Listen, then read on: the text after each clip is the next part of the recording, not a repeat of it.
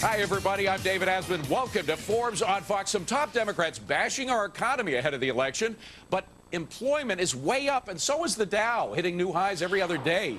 And companies are reporting earnings that are better than ever. So is anyone who says the economy's bad simply lying? Let's go in focus and find out with Steve Forbes, Rich Karlgaard, and Leah Goldman, along with Jim Michaels, Quentin Hardy, and Mike Ozanian. Steve, first to you. Are they liars about that? Sure they are. If there was a Democrat in the White House, they'd be hailing it as the best economy ever in the face of Indian and Chinese competition. But the fact is, profits are up, the stock market is up, employment is up. We're creating more jobs in Western Europe and Japan put together. Can't do much better than that. And the consumer is holding up despite the flattening of housing. Consumers still spending money, Leah. I don't think Republicans are in any position to throw daggers about lying. And besides, this message works because it resonates with millions of Americans. But is it a lie or is it the truth? It's not a lie. The Dow might be surging, but most Americans aren't invested in the stock market. They don't feel the gains from this. Since 2000, 17% more Americans are uninsured today versus 2000. Under this administration, they've seen cuts in Medicare, Medicaid, school programs, after-school programs, all sorts of things that really hit to the heart of middle-class America. Rich, when it comes to health, education, really heart of America kind of stuff, the economy's not doing so well. Hey, you know, it isn't a perfect economy, but it's certainly a glass three-quarters full economy. Look, you know, let's get real. The world is a lot more competitive than it was 10 years ago, and considering all of that, we're doing extraordinarily well right now. Household wealth, household balance sheets are at record levels. You know, every prediction that the economy is going to collapse has proven to be not true over the last 4 years. And Quentin, certainly compared to Europe, we're doing a lot better, right? Well, the sons and daughters of the poor in America are the ones disproportionately serving and dying in this needless war of choice in Iraq. They're seeing their health care costs go up. They're seeing their wages stagnate. They're seeing their Republican leaders in Congress taking massive amounts of money from lobbyists, getting involved in scandals.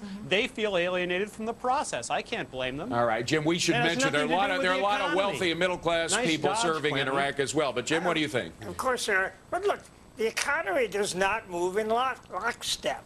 There's always some industries doing better than others, some job categories doing better than others. But look at the big picture. There's almost no unemployment in this country today.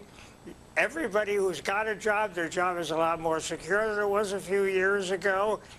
And corporate profits are rising, which means people are hiring. It's that simple. Well, let's look. It is a lie because they're deliberately saying things they know are false. Like what? 3 examples. Number one, they're saying that the tax cuts caused a deficit. That's simply a lie because we know tax revenues are up 15% last year to an all-time record.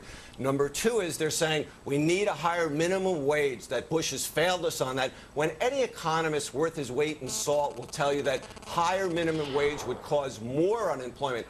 And the third thing is what Quentin tried to say, which is the average family, the one in the middle, the average household is now worth over $100,000. That's an all-time high. Quentin, go ahead. He directed that to you. Yeah, I would, because Mike's telling us about how tax revenues are up, but they're up from an incredible low. They are still not doing very well. They're at an all-time record.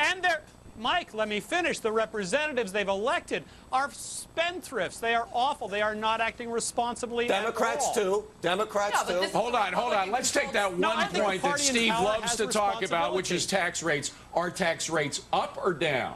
Well, tax rates are down and revenues are up. Revenues are at a record level 2 years in a row. There's never been a 2-year period in American history where real revenues have risen in Washington as they have in these last And Leah, if it wasn't for, Quentin, if it wasn't for the Iraq war, we would have a surplus right now, a budget surplus. Well, so what? So we do have an Iraq war. We are spending billions of dollars every day on a war. But the tax rate cuts worked in terms of bringing in more revenue, didn't they? Didn't they, Leah? Just that one. Leah, just the one point. Let's stick on tax rates for the moment. And I'm going to answer. You can talk about all this macroeconomics all you want to, but in the heartland, where it matters, in the pocketbook, they're hurting. But have tax rate cuts helped bring in more revenue? Yes. By the way, David? Go ahead. Means nothing.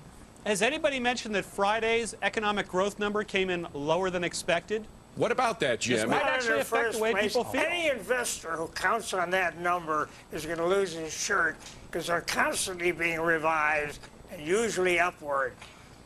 Whatever's if slowing, people there's feel bad about the because economy, housing is that's not slowing, going to help. and the cooling of the housing markets, one of the best things that's happened to us. Why is that a good thing? Well, because it was getting overheated.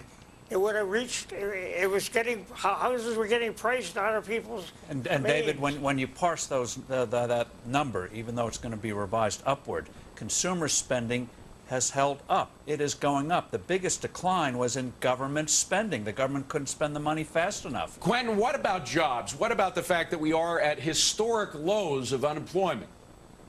I think that's a wonderful thing. So there's nothing wrong with that. In that sense, the economy is That's a doing good well. Do you number. agree, That's Leah? right. I mean, That who is can a good argue number. with these kinds of low unemployment numbers? But the problem is for Jim to say that you have, in addition to that, you have job security as a fallacy. More jobs are going overseas. More jobs are getting exported as a result of outsourcing. Rich, what about that? But- The but don't talk job Rich, security. what about Don't the talk job exportation security. of jobs overseas?